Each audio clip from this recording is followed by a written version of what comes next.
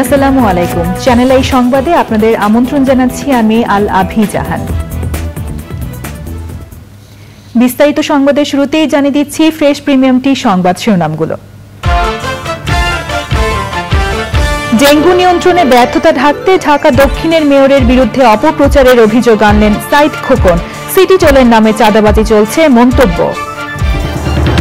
রাঙামাটিতে বাড়ি ঘেরাও করে সন্ত্রাসী হামলায় ইউপিডিএফ কর্মী সহ 2 জন নিহত, জনসংহতি সমিতির বিরুদ্ধে অভিযোগ। আধুনিক আগ্নেয়াস্ত্রের মুখে ধৈর্য ও সাহস নিয়ে পরিস্থিতি মোকাবেলা করেছেন জিম্মি জাহাজ আব্দুল্লাহ নাবিকরা। ক্যাপ্টেনের বর্ণনায় ভয়ঙ্কর অভিজ্ঞতা। চীন প্রবাসীরা সংবর্ধনা দিল কৃষি ও গণমাধ্যম ব্যক্তিত্ব শাইখ সিরাজকে। দেশকে এগিয়ে নিতে সম্মিলিতভাবে কাজ করার আহ্বান। এবং কোরবানির পশুর চাহিদা পূরণে স্বয়ংসম্পূর্ণ দেশ, বাণিজ্যিক বড় খামারগুলোতেও চলছে বাজার ধরার প্রস্তুতি।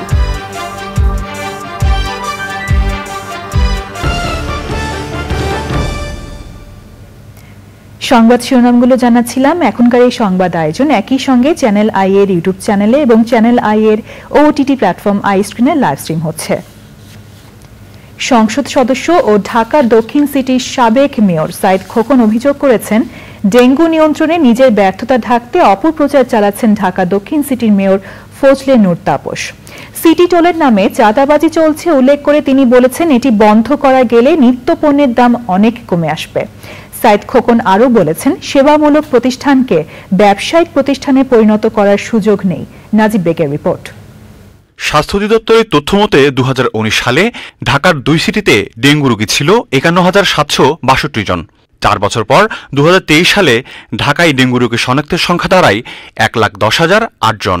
2019 সালে ডেঙ্গুতে সারা দেশে যেখানে 179 জনের মৃত্যু হয়, সেখানে 2023 সালে কেবল রাজধানীতেই মৃত্যু হয় 980 জনের। তবে স্বাস্থ্য অধিদপ্তরের এই তথ্যকে ভুল উল্লেখ করে সম্প্রতি বক্তব্য দেন ঢাকা দক্ষিণ সিটির মেয়র ব্যারিস্টার শেখ ফজলে নূর তাপস। 2019 সালের থেকে আমরা 42,000-এর মতো রোগী আমরা কম রাখতে পেরেছি। ঢাকাবাসীকে আমরা সেই সুবিধা দিতে পেরেছি। জাতীয় প্রেস ক্লাবে মিট দ্য প্রেসে মেয়র তাপসের বক্তব্যের জবাব দেন ঢাকা দক্ষিণ সিটির সাবেক মেয়র সাইদ খোকন।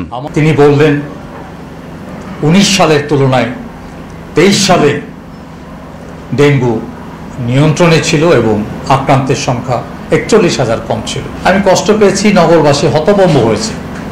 আরেকজনের ঘাড়ে চাপিয়ে নিজের ব্যর্থতাকে ঢাকার চেষ্টা না করে আসুন আমরা এই ধরনের আচরণ না করি।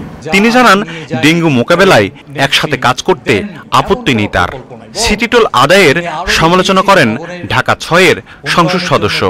লাঠি হাতে বাঁশি বাজিয়ে আপনার রিক্সা থামিয়ে, টেম্পু থামিয়ে, বাস থামিয়ে, ভ্যান গাড়ি থামিয়ে আপনার এই সিটি টোলের নামে চাঁদাবাজি হচ্ছে। আমি মনে করি সিটি কর্পোরেশন একটা জনকল্যাণে নিবেদিত একটা সেবামূলক সংস্থা, এটা কোনো বাণিজ্যিক প্রতিষ্ঠান নয়।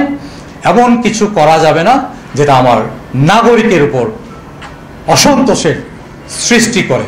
মেয়র হিসেবে ফজলে নূর তাপসের মূল্যায়ন প্রশ্নে সাইদ খোকন জানান, বিষয়টি জনগণের উপর ছেড়ে দিতে চান তিনি। পাবলিকলি আমি যে কোনো বক্তব্য দিতে পারি না। নাজিব বেগ, চ্যানেল আই, ঢাকা। আওয়ামী লীগের সাধারণ সম্পাদক ওবায়দুল কাদের বলেছেন, জাতির পিতা বঙ্গবন্ধু শেখ মুজিবুর রহমানের কাছে আনুষ্ঠানিক আবেদন করে জিয়াউর রহমান বাকশালের সদস্য হয়েছিলেন। এর কি জবাব দিবেন বিএনপি মহাসচিব মির্জা ফখরুল ইসলাম আলমগীর? আওয়ামী লীগ সভাপতির ধানমন্ডি কার্যালয়ে সংবাদ সম্মেলনে ওবায়দুল কাদের বলেন, কোনো ইস্যু না থাকায় এখন গণ অভ্যুত্থান থেকে লিফলেট বিতরণ কার্যক্রমে গেছে বিএনপি। এক প্রশ্নের উত্তরে ওবায়দুল কাদের বলেন, বাংলাদেশ নিজের মতো করে চলবে।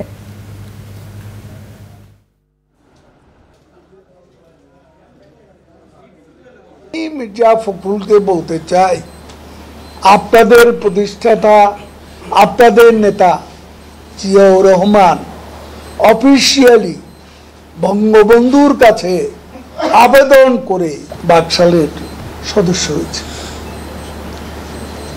আবেদন করে, সেটার কি জবাব দেবেন? রাঙ্গামাটির লংগদু উপজেলার মনোপতিক বাজার এলাকায় প্রতিপক্ষের গুলিতে এক ইউপিডিএফ কর্মী সহ 2 জন নিহত হয়েছেন। নিহতরা হলেন তিলক চাকমা ও ধন্যমণি চাকমা। সকাল 8:30টার দিকে লংগদু সদর ইউনিয়নের মনোপতি এলাকায় একটি ঘরে সাংগঠনিক কাজে অবস্থান করছিলেন ইউপিডিএফ এর সদস্যরা। সেই সময় প্রতিপক্ষের সশস্ত্র সদস্যরা বাড়ি ঘেরাও করে তাদের উপর গুলি চালায়। এতে ইউপিডিএফ কর্মী তিলক ও স্থানীয় বাসিন্দা ধন্যমণি চাকমা ঘটনাস্থলে নিহত হন।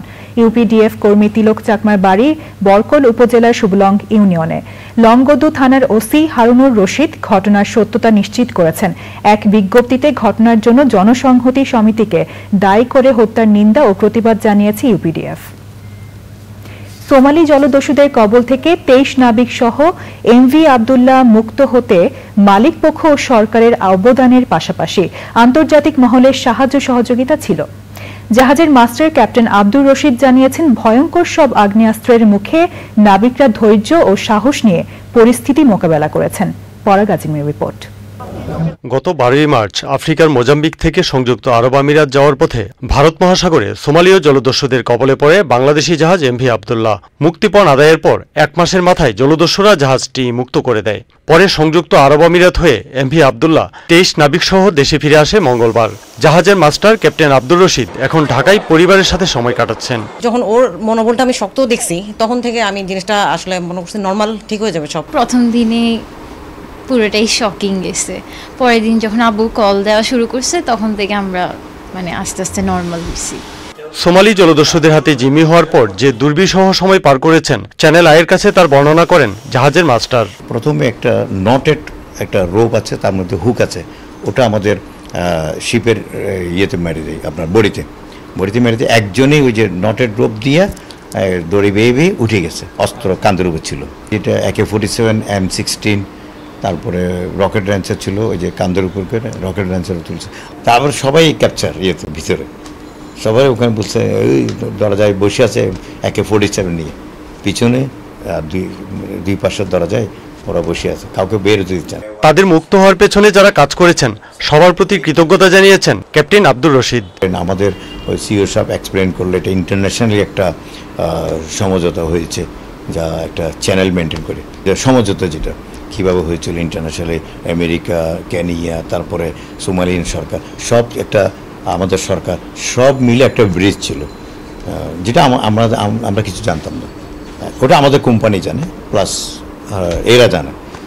এরা জানে, মাঝখানে যারা ছিল ব্রিজিং ওরা জানবে। আগামী দিনেও এই পেশায় থাকতে চান 35 বছর আগে সাগরের জীবন বেছে নেওয়া এই সাহসী নাবিক। Parag Azim, channel I, Dhaka. Smart Bangladesh বিনির্মাণে প্রবাসীদের গুরুত্ব অনেক।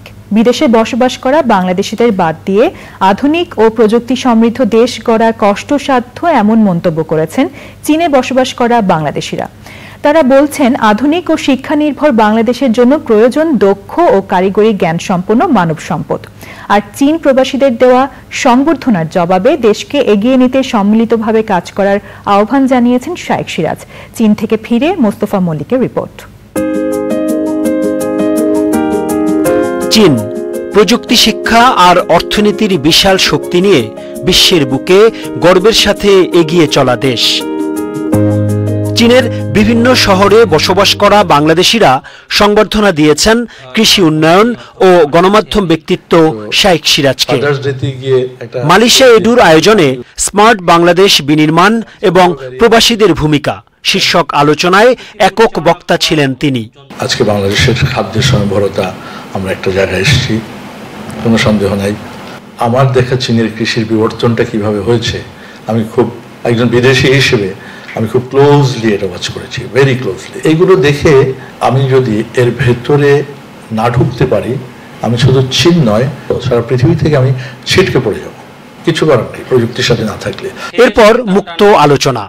বিশ্বের সেরা বিশ্ববিদ্যালয়গুলোতে কাজ করা বাংলাদেশি অধ্যাপক, গবেষক, ব্যবসায়ী, শিক্ষার্থীরা প্রশ্ন করেন এই গণমাধ্যম ব্যক্তিত্বকে।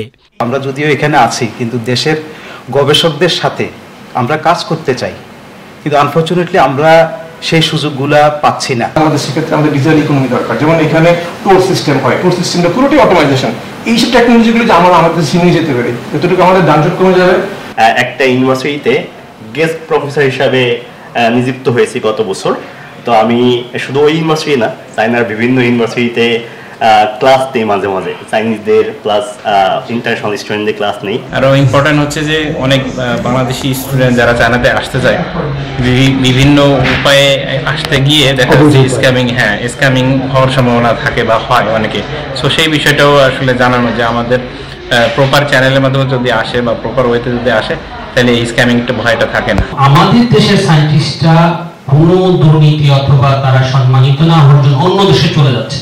শিক্ষা ব্যবস্থা নিয়ে আমাদের কাজ করার সুযোগ রয়েছে এবং শিক্ষা ব্যবস্থার সাথে মোরালিটিটা খুব বড়ভাবে জড়িত। শেখ সিরাজ বলেন, দেশকে এগিয়ে নিয়ে যেতে হলে সবাইকেই এর উন্নয়নে অংশগ্রহণ করা প্রয়োজন। আজকে বাংলাদেশের ইকোনমি এত ভাইব্রেন্ট কেন, এত কোভিড কেন, এখন ইউক্রেন যুদ্ধ চলছে, মিডল ইস্টে শুরু হয়েছে, বাংলাদেশের মানুষ তো টের পায়নি, খাবারও কোনোদিন কমে নাই, বা আমাদের কোনো গ্রোসারিতে রেকো খালি হয় নাই। এর বাস্তবতা হচ্ছে ক্ষুদ্র পর্যায়ে, মাঝারি পর্যায়ে, ব্যক্তি পর্যায়ে যে আর্থিক সংগতিটা, এটা অনেক স্ট্রং, এখন পর্যন্ত অনেক স্ট্রং। শিক্ষা খাত নিয়ে চীনে কাজ করা মালয়েশিয়া এডু জানিয়েছে, প্রতি বছর ফ্রি স্কলারশিপ সহ চীনে বাংলাদেশ থেকে 20,000-এর মতো শিক্ষার্থী আসে। এমন একটা সময় ছিল যখন প্রবাসে বাংলাদেশি মানেই হচ্ছে ছোট চাকরি করে বা শ্রমিক এমন কেউ। তবে সে পরিস্থিতি এখন পাল্টে গেছে। বিশ্ব যত এগিয়েছে বাংলাদেশও। চিকিৎসক, প্রকৌশলী থেকে শুরু করে বিভিন্ন গবেষণায় কর্মরত রয়েছে বাংলাদেশের সন্তানরা, যেটি বাংলাদেশের জন্য অবশ্যই একটি ভালো সংবাদ। চায়নার গুয়ানজু থেকে মোস্তফা মল্লিক, চ্যানেল। কোরবানির প্রাণীর চাহিদা পূরণে দেশ এখন স্বয়ংসম্পূর্ণ। গত বছরের মতো এবারও সারা দেশে প্রাণী সম্পদের প্রস্তুতি নিয়ে ব্যস্ত সময় কাটাচ্ছেন খামারিরা। ছোট মাঝারি খামারের পাশাপাশি বাণিজ্যিক বড় খামারগুলোতেও চলছে কোরবানির বাজার ধরার নানা প্রস্তুতি। বিস্তারিত জানাচ্ছেন শেখ সিরাজ। মৎস্য ও প্রাণী সম্পদ মন্ত্রণালয়ের হিসেব অনুযায়ী গত বছর কোরবানি হয়েছিল প্রায় 1,25,00,000 প্রাণী। সেই হিসেবে এবারের প্রস্তুতি তার থেকেও বেশি, 1,29,44,000। চলতি মৌসুমে অতিরিক্ত গরমে প্রাণীর খামারে কিছুটা বিরূপ প্রভাব পড়লেও কোরবানির বাজারকে ঘিরে খামারিদের প্রত্যাশা বেড়েছে। এমন প্রত্যাশার কথা জানালেন রংপুরের পীরগঞ্জের আলমগীর রেঞ্জ। এটি উত্তরবঙ্গের বেশ বড় একটি গরুর খামার। কোরবানির বাজার ধরতে তারা এবার শুদ্ধতা যাচাইয়ের সবগুলো শর্ত মেনে মোটাতাজাকরণ করেছে 1,100টি গরু। এখানে আমরা প্রথমে 7 থেকে 8টা গরু পাঠিয়েছি। ওটা দিয়ে শুরু এখন 1100। এখানে 1100 গরু। এখানে মোস্টলি শাহিওয়াল আছে, হাসা আছে, মির কাদিমের হাসা যেটা বলে, তারপরে কিছু বলদ আছে, কিছু মহিষ আছে, কিছু হোয়াইট মহিষ আছে। আচ্ছা, আমাদের প্রচুর জমি আছে এখানে। তো নেপিয়ার এবং ভুট্টা থেকে যে সাইলেজ করা হয় এবং দানাদার সম্পূর্ণ ন্যাচারাল। এবং এই ফার্মটি কিন্তু আমরা প্রথম ISO সার্টিফাইড এবং অর্গানিক সার্টিফাইড ফার্ম। আধুনিক প্রযুক্তি ব্যবহার করে বাণিজ্যিক খামার ব্যবস্থাপনার মাধ্যমে উদ্যোগগুলো টিকিয়ে রাখতে প্রয়োজন মাংসের আন্তর্জাতিক বাজারে অংশগ্রহণ নিশ্চিত করা। এক্ষেত্রে সরকারের নীতি বাস্তবায়নে আরো দক্ষ হওয়া জরুরি বলে মনে করছেন উদ্যোক্তা সালাউদ্দিন আলমগীর। ইন্ডিয়াতে 6 কোটি গাভী যা প্রোডাকশন দেয়, আমেরিকাতে 1 কোটি গাভী ততটুকু প্রোডাকশন দিচ্ছে। আপনার ব্রাজিলের যে জার্মানির মিল্ক প্রোডাক্টিভিটি 4 টাইমস। আমাদের কিন্তু দেশীয় গাভীগুলো মাত্র 1/2 লিটার মিল্ক দিচ্ছে, মিট মাত্র 100 কেজি দিচ্ছে। কিন্তু এগুলো যদি আমরা জাত উন্নয়নের জন্য যে পলিসি সাপোর্টগুলো প্রয়োজন, আমি মনে করতেছি যে আমাদের মতো কোম্পানি যদি এগুলোতে ইনভেস্ট করতে চায়, before fixing the policy it will not be a good idea. কৃষি বাণিজ্যের ক্ষেত্রে এমন বড় বিনিয়োগ প্রকল্পগুলো একদিকে যেমন নিরাপদ খাদ্য এবং খাদ্য নিরাপত্তার ইস্যুটিকে সামনে নিয়ে এসছে, একইভাবে বিদেশে আমাদের উৎপাদিত কৃষিপণ্য রপ্তানির ক্ষেত্রে একটা বড় বাজার সৃষ্টির সুযোগ রয়েছে। রংপুরের পীরগঞ্জের আলমগীর রেঞ্জ থেকে শেখ সিরাজ, চ্যানেল। দর্শক, এ নিয়ে বিস্তারিত প্রতিবেদন দেখবেন আজ রাত 9টার সংবাদের পর হৃদয় মাটি ও মানুষ অনুষ্ঠানে। সংবাদের এই পর্যায়ে নিয়ে নিচ্ছি বিরতি।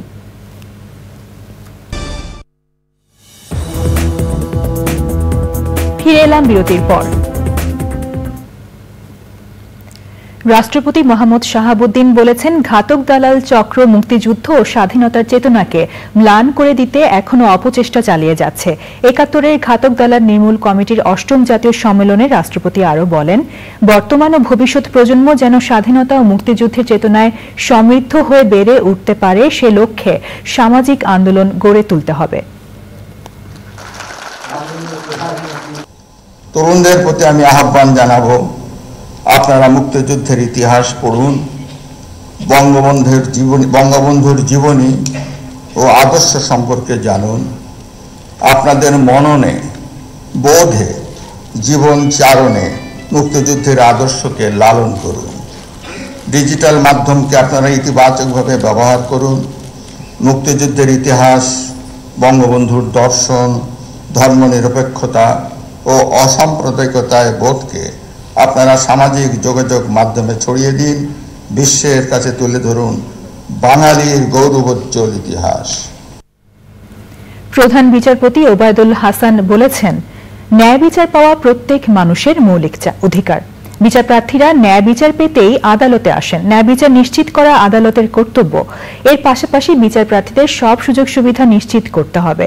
কক্সবাজার জেলা জজ আদালতের কাছে বিচারপ্রার্থীদের জন্য বিশ্রামাগার ন্যায়কুঞ্জের নির্মাণ কাজ উদ্বোধন অনুষ্ঠানে প্রধান বিচারপতি কক্সবাজারে মাদক মামলা দ্রুত নিষ্পত্তির জন্য প্রয়োজনীয় পদক্ষেপ নেওয়ার কথা উল্লেখ করেন। পরে প্রধান বিচারপতি Obaidul Hasan Cox's Bazar chief judicial court এলাকা পরিদর্শন করেন।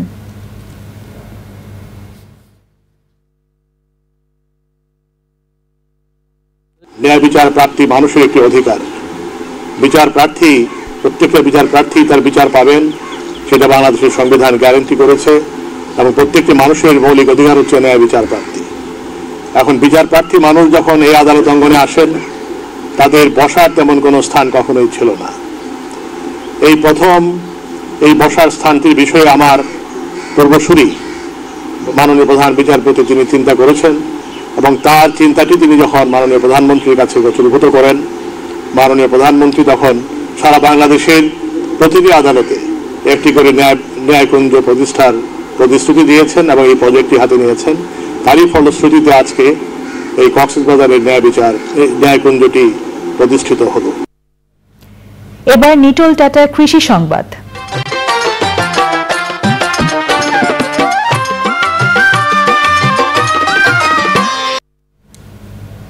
কোরবানির ঈদ উপলক্ষে প্রতি বছরের মতো এবারও সিরাজগঞ্জের বিভিন্ন উপজেলায় খামারগুলোতে গরু মোটাতাজা কার্যক্রম শুরু হয়েছে।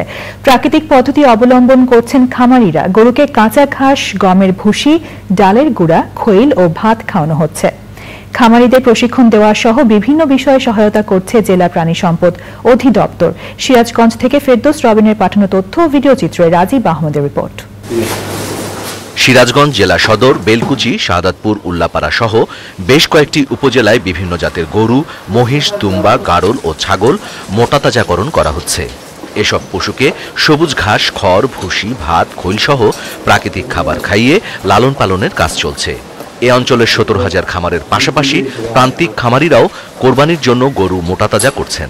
7টার দিকে খাওয়ান দিই, বুঝছেন, খাওয়া টাওয়া হাইলা গরু জাপা টাপা গোলমোল দিয়ে পরিষ্কার করে আবার মনে হয় 10টার দিকে আবার কাঁচা ঘাস খাওয়াই। মানুষের চাহিদাকে প্রাধান্য রেখে তারা লাল গরু এবং কালো গরু এই জিনিসগুলো বেশি পছন্দ করে, এই কারণে লাল এবং কালোর সংখ্যাটা বেশি। শাহিওয়াল আছে, কিছু বলদ আছে, ব্রাহ্মা ক্রস কিছু গরু আছে, আর ফিজিয়ান আর দেশি।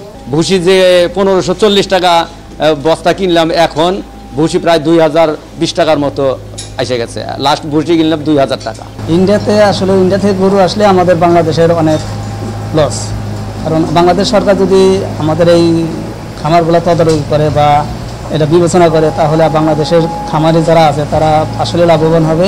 কোরবানির জন্য গরু মোটাতাজা করতে খামারিদের প্রশিক্ষণ ও পরামর্শ দেওয়ার কথা জানিয়েছে জেলা প্রাণী সম্পদ বিভাগ। আমাদের মেডিকেল টিম তৈরি থাকবে এবং অলরেডি আমরা এটি কার্যক্রম শুরু করেছি। বাজারে গরু ওঠার সাথে সাথেই আমার ভেটেরিনারি মেডিকেল টিম সর্বাত্মক প্রস্তুত থাকবে। যদি বাজারে কোনো অসুস্থ গরু যদি সেখানে আসে, তো সেগুলো আমরা হয়তো এগুলোকে আমরা মনিটরিং ব্যবস্থা করবো। এবছর জেলায় 2,22,000 গরু, 3,38,000 ছাগল ও 60,000 ভেড়া সহ প্রায় 6 লাখ পশু কোরবানির জন্য প্রস্তুত করা হচ্ছে, যার বাজার মূল্য ধরা হয়েছে প্রায় 2,500 কোটি টাকা। Rajib Ahmed, channel I. এবার প্রকৃতি সংবাদ।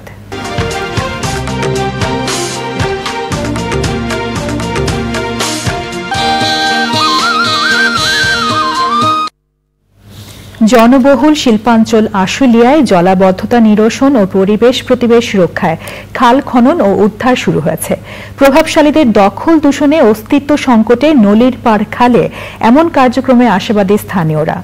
খালের বাস্তুতন্ত্র ফিরিয়ে আনতে জনসচেতনতার পাশাপাশি সমন্বিত উদ্যোগে গুরুত্ব আরোপ করেছে উপজেলা প্রশাসন। জাকির হাসানের তথ্য, ভিডিওচিত্রে আলিমা লাজির রিপোর্ট।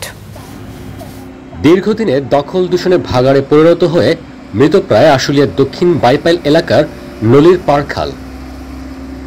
দখল, মশার অবাধ প্রজনন আর রোগ জীবাণু ছড়ানো রোধে 3 কিলোমিটার দীর্ঘ খালে শুরু হয়েছে উদ্ধার ও খনন কার্যক্রম। কার্যক্রম শেষ হলে উপজেলার ঘনবসতিপূর্ণ এই জনপদে জলাবদ্ধতা কমবে বলে আশাবাদ স্থানীয় সংসদ সদস্যের। পরিবেশ ও জনস্বাস্থ্য রক্ষার পাশাপাশি জনস্বার্থে এলাকার অন্যান্য খালগুলোকেও উদ্ধারের পাশাপাশি খননের আওতায় নিয়ে আসার প্রত্যয় জানান তিনি। ঢাকা 19 সংসদীয় আসনে যে কয়টি খাল আছে প্রত্যেকটি খালই পুনরুদ্ধার করে পানি যাতে খুব সহজেই চলাচল করতে পারে, খালি নদীতে গিয়ে পড়তে পারে, সেই ব্যবস্থা করবে ইনশাআল্লাহ। সবার সচেতনতা ও সমন্বিত প্রচেষ্টায় প্রাণ প্রকৃতি রক্ষার কার্যক্রমকে আরো বেগবান করবে বলছে উপজেলা প্রশাসন।